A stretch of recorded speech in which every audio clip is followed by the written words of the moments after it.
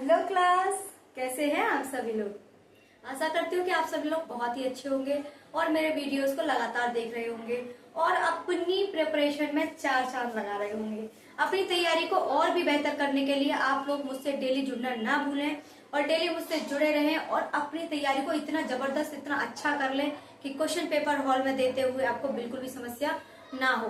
Hall में बैठे और आप क्वेश्चन को देखें और आप क्वेश्चन के आंसर्स को आसानी से कर लें और जितना हो सके उतने अच्छे तरीके से उस क्वेश्चन को फैला कर लिख दें और अच्छे से करें, जिससे कि आपको मार्क्स ऑब्टेन करने में बिल्कुल भी दिक्कत ना हो।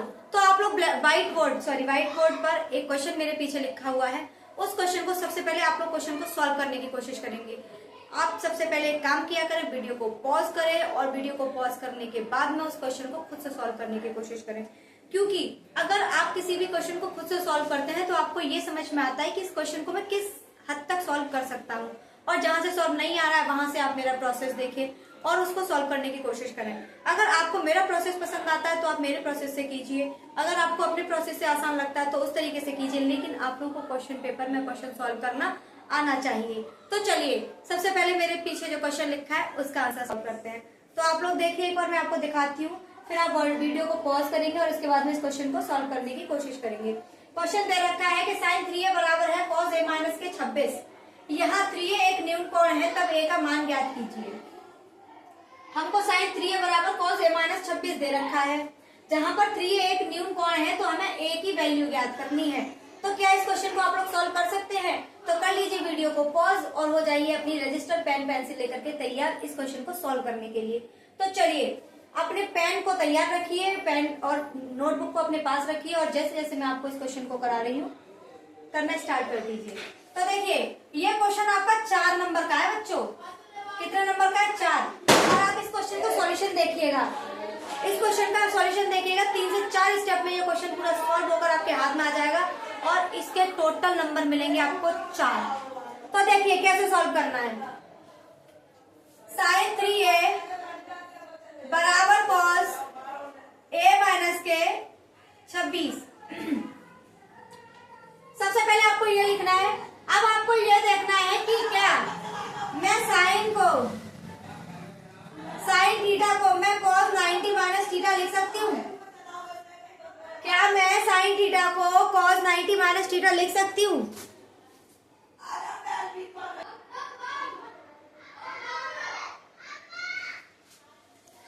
हाँ बच्चों, तो देखिए अब हम क्या करेंगे, sin थीटा की जगह पे sin 90 माइनस थीटा लिखेंगे, cos 90 माइनस थीटा। इसको लिख लीजिएगा कि cos 90 माइनस थीटा बराबर होता है sin थीटा के, और इसी तरह से sin 90 माइनस थीटा बराबर होता है cos थीटा के। तो चलिए सबसे पहले हम क्या करेंगे, sin थीटा की जगह sin 90 माइनस थीटा लिख लेंगे। यहाँ पर थीटा की वैल्यू क्या गिवन है बच्चों हमें? यहाँ पर जो थीटा है उसकी वैल्यू हमें 3a गिवन है। कितनी गिवन है? 3a। तो जहां थीटा दिख रहा है वहां क्या लिख देंगे हम? 3a। तो लिख लीजिए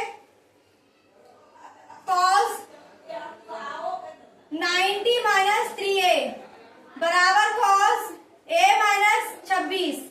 अब देखिए दोनों में cos क्या हो जाएगा? कैंसिल हो जाएगा, तो 90 माइनस के 3a बराबर a माइनस के 26। अब हम क्या करेंगे, 26 को इस तरफ ले आएंगे और 3a को उस तरफ ले जाएंगे। जैसा कि मैं आपको बता चुकी हूँ कि जब आप माइनस की वैल्यू को बराबर के इस तरफ लाते हैं तो वह प्लस की हो जाती है। तो माइनस के 26 इधर आएंगे तो किसके हो जाएंगे बच्चों? प्लस के हो जाएंगे। 90 प्लस के 26, और जो ये 3a है माइनस का उधर जाएगा तो ये किसका हो जाएगा? प्लस का 3a हो जाएगा। अब जरा 90 और 26 को जोड़ लीजिए, कितना बनेगा आपका? 116, और 3a और ये 4a बनेगा। अब हमें एक ही वैल्यू तो निकालनी थी, तो a को यहाँ रखेंगे और 116 में 4 से क्या दे देंगे बच्चों? डिवाइड। जरा लगाइए, 4 दूनी 8 और 4 निम 36, तो आपका 29 डिग्री एंगल बन रहा है। तो a का वैल्यू कितना निकल के आ गया बच्चों? a का मान 29। आई होप आप लोग को ये क्वेश्चन बहुत अच्छे से समझ में आ गया होगा। कोई बहुत ज्यादा बड़ा क्वेश्चन नहीं था ये क्वेश्चन, सिर्फ ये क्वेश्चन 1 2 3 4 5 6 7, मैंने थोड़ा सा ज्यादा स्टेप कर दिए हैं। ये क्वेश्चन 7 स्टेप का क्वेश्चन आपको 4 नंबर दे के जाएगा, तो हल्के में ना ले, 7 स्टेप करना सीखे और ऐसे 4 4 करके सारे के सारे नंबर्स अपनी झोली में बटोर लें। तो चलिए आइए दूसरा क्वेश्चन सॉल्व करने की कोशिश करते हैं।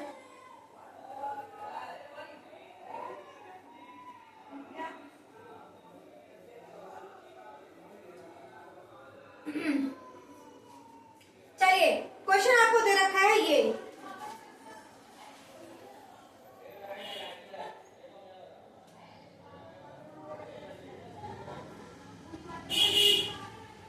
हमें बच्चों वर्ग अंतराल दे रखा है और हमें दे रखा है बारंबारता।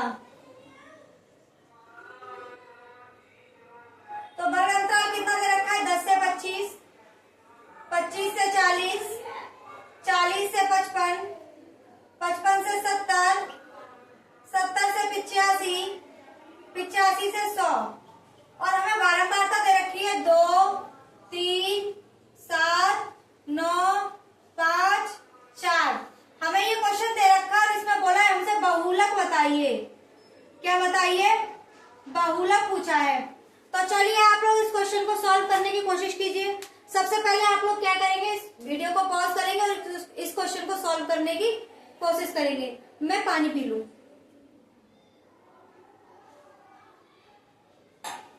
चलिए तो इस क्वेश्चन को कैसे सॉल्व करना होता है, सबसे पहले मैं आपको बता दूं बहुलक का फॉर्मूला क्या होता है। तो देखिए बहुलक का फॉर्मूला, बहुलक का फॉर्मूला होता है L प्लस F1 माइनस के F0 बट्टे 2F1 minus F0 minus F2 into H। बेटा बहुलक का ये फॉर्मूला होता है और आप लोगों को इस फॉर्मूले में पुट करके सारी के सारे वैल्यूज पुट करने हैं और आंसर निकाल लेना है। ये फॉर्मूला आपको दिखने में जितना बड़ा लग रहा है, ये क्वेश्चन दिखने में जितना बड़ा लग रहा है, इसको सॉल्व करना उतना ही आसान है। देखिए सबसे पहले हमें बहुलक, हमसे बोला है बहुलक बताइए। तो बहुलक यानी कि बहुत सारे, जिसके पास बहुत सारे नंबर बार बार रिपीट हुए हैं उसी को बहुलक कहा जाता है। तो जिसकी वैल्यू सबसे ज्यादा होगी उसी से निकलेगा बहुलक। अब इसमें बारंबारता से देखिए कि कौन सा ऐसा नंबर है जो सबसे ज्यादा बार आया है। तो देखिए इसमें 9 है, बारंबारता 9 है, यानी कि वो 9 ऐसा नंबर है जो लगातार आ रहा है। तो इसको हम लेंगे। अब हम जाएंगे इसके सामने, यहाँ पर जब हम इसके सामने आएंगे तो इन दोनों को पकड़ेंगे। ये आपका उच्च निम्न वर्ग और ये आपका उच्च वर्ग, यानी कि इसे बोलते हैं L1 और इसे बोलते हैं L2। हम यहाँ पर जब भी लिखते हैं, यहाँ पर जो वैल्यू आएगी वो हमेशा छोटी वाली आती है, यानी कि यहाँ पर L1 आएगा। तो मैंने यहाँ पर लिख लिया L की वैल्यू मेरी निकल आई 55। कितनी आ गई? 55। अब देखिए जो वैल्यू यहाँ लिखी होती है उसे ही क्या कह देते हैं? F1 कह देते हैं। उसे क्या कह देते हैं? F1 कह देते हैं। इसके जस्ट ऊपर जाएंगे, ऊपर वाली वैल्यू जो उठाएंगे, जो जस्ट इसके ऊपर होगी उसे F0 कहते हैं। क्या कहते हैं? उसे F0 कहते हैं। और जब हम F1 से नीचे जाएंगे तो ये क्या कहलाएगी? आपकी F2। ऐसे याद रखिएगा कि 0 के बाद 1 और 1 के बाद 2 आता है। तो 0, 1, 2 आपके इस तरीके से सीरीज में आएंगी। लेकिन कब? जब हमें ये पता चल जाएगा कि ये वाला नंबर सबसे ज्यादा अपनी फ्रीक्वेंसी दोहरा रहा है। तो इस वाले नंबर के ऊपर वाला F0, नीचे वाला F2, तीनों मिलकर के F0, F1, F2 बनेगा। अब देखिए H क्या होता है। तो H हमेशा सबसे पहले लिख लीजिए, F0 बराबर 7, F1 बराबर 9, F2 बराबर 5। बेटा देखिए H क्या होता है? H होता है आपका L2 माइनस L1 अपॉन में है 2। L2 minus L1, sorry upon में 2 नहीं आएगा, ओनली L2 माइनस L1। इन दोनों का डिफरेंस, यानी कि बड़ी वाली में से छोटी वाली को घटा देंगे तो जो डिफरेंस निकलेगा वही हमारा क्या आ जाएगा बच्चों? वो हमारी आ जाएगी H, यानी कि H की वैल्यू भी हमारे पास आ गई है। अब वैल्यूज आपके पास सारी आ चुकी हैं। अब आपको सिर्फ और सिर्फ फॉर्मूले में पुट करना है और आंसर निकालना है। तो आइए पुट कर लेते हैं। तो मैंने सबसे पहले रखना स्टार्ट किया, बहुलक बराबर L की वैल्यू कितनी है बेटा? 55, F1 की वैल्यू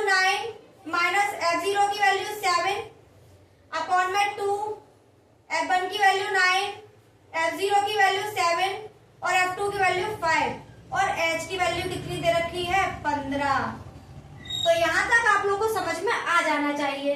कोई बहुत ज्यादा बड़ी चीज नहीं थी, बहुत बस वैल्यूज पुट करनी थी। वैल्यू निकालने के बाद में अगर यहाँ तक समझ में आ गया है तो यहाँ से आगे समझ में आ ही जाएगा, क्योंकि अब कुछ करना ही नहीं है, सॉल्यूशन करना है। मैं इसको हटा देती हूँ ताकि मैं क्वेश्चन को सॉल्व कर सकूं। अब देखिए, बहुलक बराबर 55 प्लस 9 में से 7 गए बेटा, 2 बचे, 9 और 2 18, 7 और 5 12 इंटू 15। जरा घटाइए, 55 प्लस 2, 18 में से 12 गए 6 मल्टीप्लाई बाई 15। जरा काटिए, 2 3 6 और 3 पंजे 15, यानी कि आपके 55 प्लस के 5 बराबर 60। आपका बहुलक कितना आ गया? आपका बहुलक आ गया 60। ये आपका इस क्वेश्चन का आंसर है। देखिए, क्या इस क्वेश्चन में बहुत ज्यादा स्टेप करने पड़े? 1 2 3 4 स्टेप में आपको 4 नंबर का क्वेश्चन मिल गया, और इसके पूरे 4 नंबर मिलने वाले हैं आपको। तो चलिए, आई होप ये क्वेश्चन भी आप लोग को समझ में आ गया होगा। अब इसके बाद में नेक्स्ट क्वेश्चन करते हैं। आप लोग एक बार उतार लीजिए।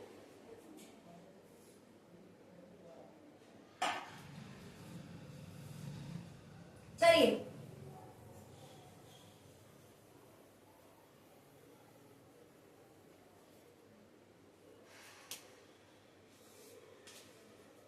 नेक्स्ट क्वेश्चन क्या है बेटा? क्वेश्चन दे रखा है tan A बराबर cot A। tan A बराबर cot B, तो सिद्ध कीजिए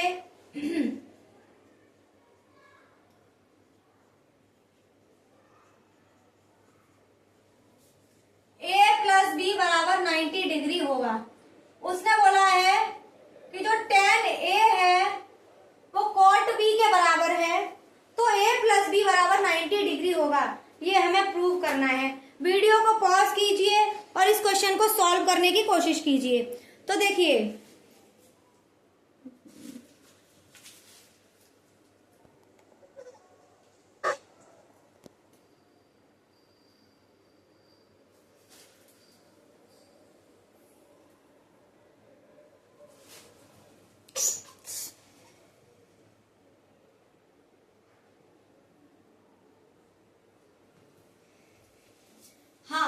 तो इसे कैसे सॉल्व करेंगे बच्चों? देखिए, मैंने क्या किया, tan A बराबर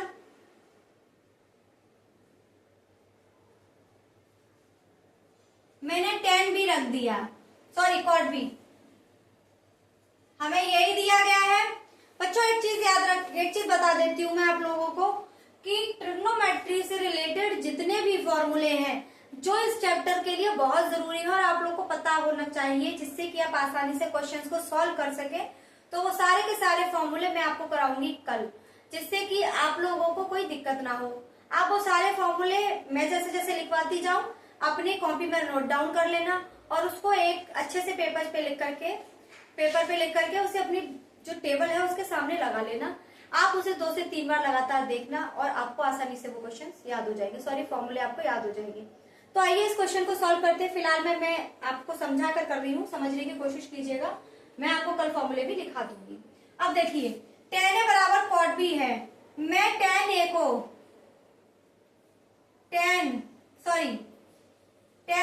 मैं cot 90 माइनस A लिख सकती हूँ। मैं tan A को क्या लिख सकती हूँ? 90 माइनस A। अब मैं tan A की जगह पर 90 माइनस A इस वाले क्वेश्चन में लगा दूंगी। तो चलिए लगाती हूँ मैं, कैसे लगाना है। मैंने क्या किया, इसकी जगह पे लगा दिया cot 90 माइनस A बराबर हो जाएगा cot B के। cot से cot कैंसिल, क्या बना हमारा 90 माइनस A बराबर B। A को उस तरफ ले जाइए, आपका आ गया A प्लस B। हमसे यही तो पूछा है, यही तो सिद्ध करना है, सिद्ध होता है। क्या था इस क्वेश्चन में? कुछ भी नहीं था, बस आप लोगों को पता होना चाहिए कि हमें ये क्वेश्चन कैसे सॉल्व करना है। बहुत ही आसानी से हो जाते हैं। 10th क्लास में बहुत ही इजी क्वेश्चन पेपर बनता है और बहुत आसानी से बच्चे इसको सॉल्व कर लेते हैं। तो चलिए, अब मैं आप लोगों को दूसरा क्वेश्चन सॉल्व करवाती हूँ।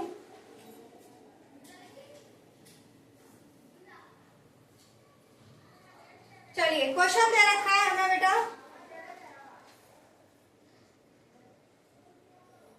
साइन 60 कॉस 30 माइनस के साइन 30 कॉस 60 बराबर 1/2।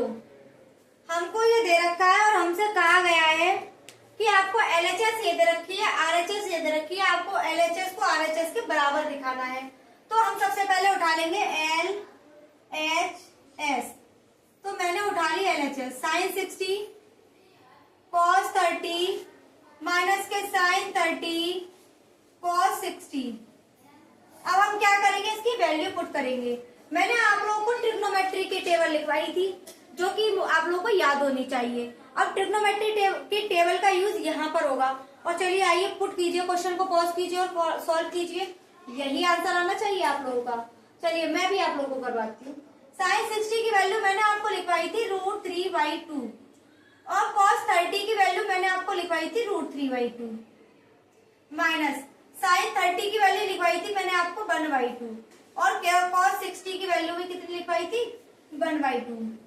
जब हम 3 का मल्टीप्लाई 3 में करेंगे, √3 का देखिए जब भी √3 का मल्टीप्लाई √3 में किया जाता है तो आपका बाहर निकल के 3 आता है।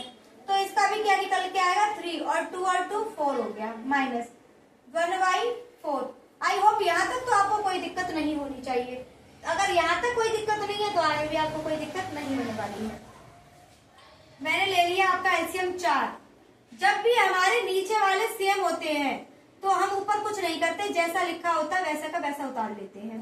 3 में से 1 गया 2/4। क्या मैं इसे और काट सकती हूँ 1/2। आपका यही है तो LHS बराबर होगा RHS के। क्लियर है बच्चों? आई होप आप लोगों को ये क्वेश्चन बहुत अच्छे से समझ में आ गया होगा। बहुत ही छोटे छोटे से क्वेश्चन हैं और ये 4 नंबर में आ रहे बच्चों, बहुत ज्यादा बड़े क्वेश्चन नहीं आते हैं। बच्चों को पता नहीं क्यों डरा दिया जाता है कि 10th क्लास में पेपर बहुत टफ होता है। क्या आप लोग को कुछ टफ लगता है इसमें? मुझे तो नहीं लगता और मेरे ख्याल से आपको भी नहीं लगना चाहिए। बस मुझसे जुड़े रहिए, मैं आपको गारंटी दे रही हूँ कि जिस तरह से मैं आप लोग के सामने क्वेश्चन पेपर सॉल्व कर रही हूँ ना, आप बिल्कुल ऐसे ही सॉल्व करके आएंगे। हर क्वेश्चन को देख करके कहेंगे ये क्वेश्चन है तो बहुत आसान क्वेश्चन है, बहुत इजीली हो गया। तो चलिए आएगा क्वेश्चन देखते हैं।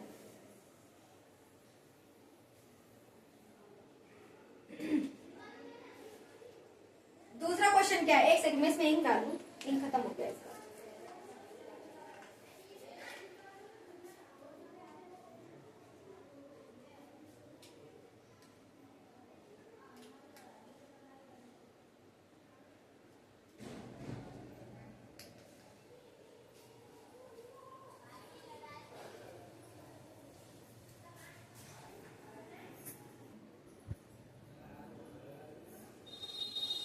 हाँ तो चलिए स्टार्ट करते हैं नेक्स्ट क्वेश्चन। क्या क्वेश्चन है आपका बच्चों? क्वेश्चन दे रखा है 10 52 10 52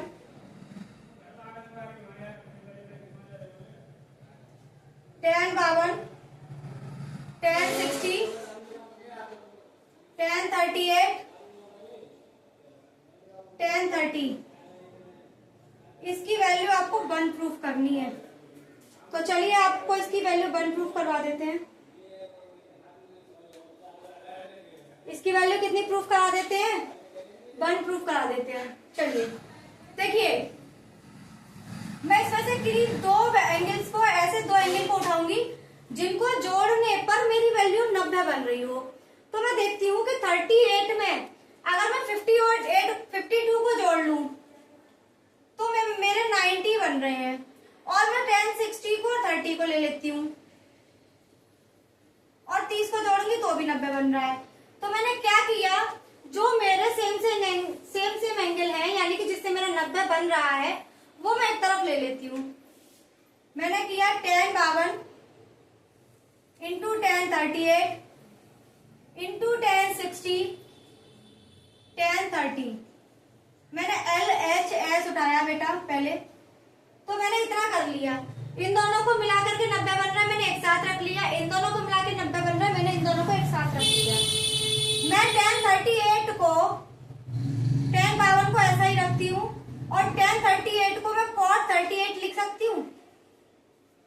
मुझे नहीं लगता कि आप लोगों को इसमें कोई समस्या होनी चाहिए। ऐसे ही मैं इसमें करूंगी, tan 60 को ऐसे ही रखूंगी और इसे मैं cot 30 लिख लेती हूँ। इसमें अभी आप लोगों को कोई समस्या नहीं होनी चाहिए। अब देखिए tan 52 जो होता है हमारा 90 माइनस 38, क्या मैं इसे cot 90 माइनस 38 लिख सकती हूँ? अगर मैं 90 में से 38 घटा दूं तो कितना बचेगा? 52 बचेगा। तो मैंने इसको ये लिख लिया, अपॉन में क्या है cot 38 इंटू मैंने tan 60 को cot 90 माइनस 30 लिख लिया। क्या मैं ऐसा लिख सकती हूँ? क्या ऐसा करने से मेरे क्वेश्चन पर कोई भी प्रभाव पड़ता है? तो ऐसा करने से क्वेश्चन पर कोई प्रभाव नहीं पड़ता है। मैंने ऐसा ऐसे लिख लिया, सॉरी यहाँ मैंने लिख लिया tan 90 माइनस 38 और यहाँ पर लिख लिया मैंने tan 90 माइनस 30। मैंने ये लिख लिया। अब ये किसके बराबर होता है? ये होता है cot 38 के, और ये भी cot 38 के। ये आपके cot 30 के बराबर हो जाएगा और ये भी आपके cot 30 के बराबर हो जाएगा। ये इससे क्या हो जाएगा? Cancel out. 1 मल्टीप्लाई बाई 1 बराबर आएगा 1। ये आपका आंसर है। LHS बराबर RHS, हमसे यही प्रूफ करवाया था। क्या ये क्लियर है? आप इस क्वेश्चन को उतार लीजिए एक बार अपने क्वेश्चन पे, अपनी कॉपी पर, और आएगा क्वेश्चन मैं आपको देखती हूँ कि क्या सॉल्व करवाना है। चलिए, आई होप आप लोगों ने ये उतार लिया होगा। अब इससे आगे एक और क्वेश्चन करते हैं। अब जो क्वेश्चन करेंगे वो हम क्वेश्चन उठा रहे हैं हाइट एंड डिस्टेंस से। तो देखिए हाइट एंड डिस्टेंस को कैसे सॉल्व करना है।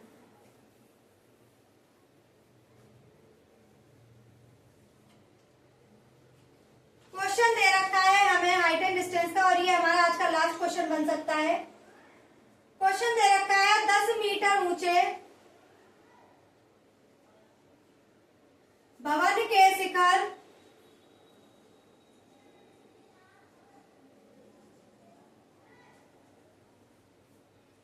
से एक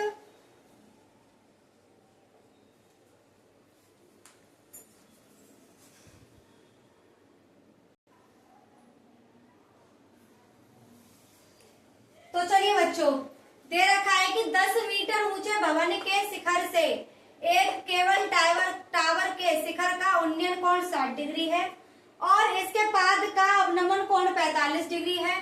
टावर की ऊंचाई ज्ञात कीजिए। तो सबसे पहले हमें एक दे रखा है भवन। मान लीजिए ये हमारे पास कोई भवन है, ठीक है, ये हमारे पास कोई भवन बना हुआ है और इसके सामने एक टावर खड़ा हुआ है। क्या खड़ा हुआ है? एक टावर खड़ा हुआ है, ठीक है। अब जो टावर है ना, उसने कहा है इस टावर के शिखर का उन्नयन कोण 60 डिग्री है। कहां से? इस भवन से इस टावर के शिखर का जो उन्नयन कोण है वो कितना है बेटा? 60 डिग्री है। और जो भवन की ऊंचाई दे रखी है ये हमें दे रखी है 10 मीटर। कितनी दे रखी है? 10 मीटर दे रखी है। और उसने कहा है कि इसके पाद का अवनमन कोण 45 है, यानी कि इसके पाद का अवनमन कोण बेटा यहाँ बनता है। ये कितना है? 45 डिग्री है। जब ये 45 है तो ये भी कितना हो जाएगा? 45। क्लियर है? यहाँ पर जो एंगल बनेगा वो 90 डिग्री का बनेगा। आपको यहाँ तक आई होप समझ में आ गया होगा। अब उसने बोला है कि ऊंचाई किसकी? टावर की। इसकी ऊंचाई पता करनी है, तो मैंने मान लिया इसकी ऊंचाई क्या है? h है। क्या मान लिया? इसकी ऊंचाई कितनी है? h है। जब इसकी पूरे की ऊंचाई h है और इतना भाग 10 मीटर है, तो इतना भाग कितना हो जाएगा? 10 मीटर हो जाएगा। बचा कितना? ये। अब इसकी वैल्यू हम कैसे निकालेंगे? इस टोटल में से इसको घटा देंगे तो ये निकल आएगा। तो टोटल वैल्यू है h और h में से 10 घटा देंगे तो हमारा निकल के आ जाएगा ये वाला। तो अब हम इसको कुछ मान लेते हैं। मान लो ये A है, ये B है, ये C है, ये D है और ये E है, ठीक है। तो सबसे पहले मैंने आप लोग को, अच्छा हम इसे भी मान लेते हैं। इसको मैंने मान लिया कि इसका जो डिस्टेंस है वो x है। अगर इसका डिस्टेंस x है तो इसका भी डिस्टेंस कितना हो जाएगा? x हो जाएगा। तो मैंने सबसे पहले ट्राइंगल उठाया A, सबसे पहले इसे उठाते हैं सी डी ई, तो ट्राइंगल सी डी ई में, ट्राइंगल सी डी ई में उठाएंगे तो हमारे पास लंब दे रखा है, आधार पूछा है, तो हम tan लगा देंगे। tan 45 डिग्री, तो हमारे पास tan दे रखा है और नीचे x, लंब बट्टे x। tan 45 की वैल्यू बच्चों 1 होती है। अगर आप लोग को याद नहीं है ना तो मेरा वीडियो जाकर के देख ले पीछे जाकर के, और उसमें से सारी की सारी टेबल को बनाना सीख ले, मैंने कैसे बनाना सिखाई है और कैसे आप लोग को याद करनी है सीख ले, जिससे कि आप जब भी क्वेश्चन को सॉल्व करें तो आपको वैल्यूज देखनी ना पड़े, आपके दिमाग में यहाँ से होनी चाहिए। तो c का मल्टीप्लाई, सॉरी यहाँ x है, x बराबर कितना आ गया 10, यानी कि हमारी इसकी वैल्यू कितनी आ गई 10 आ गई। चलिए अब हम निकालते हैं h की वैल्यू। यहाँ तक समझ में आ गया होगा, मैं क्वेश्चन को हटा देती हूँ क्योंकि क्वेश्चन की अब कोई आवश्यकता नहीं है। अगर आपको क्वेश्चन समझ में नहीं आया करे ना तो आप लोग या तो कमेंट बॉक्स में कमेंट कर दिया करें, या फिर आप लोग वीडियो को 2-3 बार चलाकर देखें जिससे कि आपको समझ में आ जाए। अब आते हैं हम ट्राइंगल ए सी बी में, या फिर ट्राइंगल ए बी सी में। तो देखिए बच्चों, ट्राइंगल ए बी सी में हम क्या लगाएंगे tan 60, tan 60 बराबर होगा, हमें लंब कितना दे रखा है h माइनस के tan, और आधार हमने कितना निकाला है 10। tan 60 की वैल्यू होती है बेटा √3 बराबर h माइनस के tan ओवर 10। इसके नीचे मैं 1 मान लेती हूँ और मैं दोनों तरफ क्रॉस मल्टीप्लाई कर देती हूँ। जरा क्रॉस मल्टीप्लाई कीजिए तो हमारा आ जाएगा tan √3 बराबर आ जाएगा h माइनस के 10। यहाँ तक समझ में आ गया या नहीं आया? यहाँ तक तो समझ में आ जाना चाहिए क्योंकि इसमें कुछ है नहीं। अब क्या करेंगे, इस वाले 10 को ले आएंगे इस तरफ, तो tan √3 प्लस के है 10 बराबर हो जाएगा h। इन दोनों में बेटा क्या कॉमन है 10, तो हमारा बचेगा √3 + 1 बराबर h। आपका यही आंसर होगा जो हमारी इसकी लंबाई आई है मीनार की या टावर जो भी दे रखा है, उसकी जो लेंथ है, उसकी जो हाइट है वो √3 + 1 tan √3 + 1 दे रखी है। तो आई होप आप लोगों को ये क्वेश्चन समझ में आ गया होगा, और आज हम यहीं पर रुकते हैं, यहीं पर हमारी क्लास खत्म होती है। इससे आगे की क्लास हम कल करेंगे, और आप लोग मुझसे जुड़े रहिए, लगातार अपनी प्रिपरेशन को 4 चांद लगाते रहिए, अपनी प्रिपरेशन को और बेहतरीन कीजिए ताकि आप लोग अच्छे से अच्छे मार्क्स ऑब्टेन कर सके। तो चलिए आपसे विदा लेते हैं, आपका बहुत बहुत धन्यवाद, शुक्रिया।